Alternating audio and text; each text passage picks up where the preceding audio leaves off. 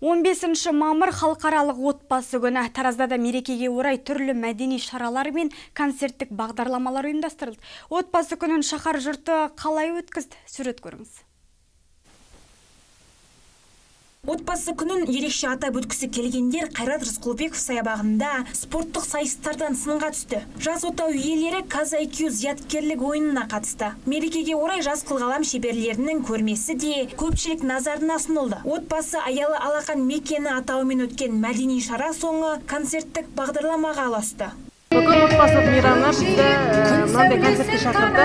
Қуаныштымыз, осында елеп шақырғандарына күшті концерт болып жатыр. Біз демалып, бала-шағамызбен келіп демалып жатырмыз. Көп балалы анамыз, алтын алқа иегерім.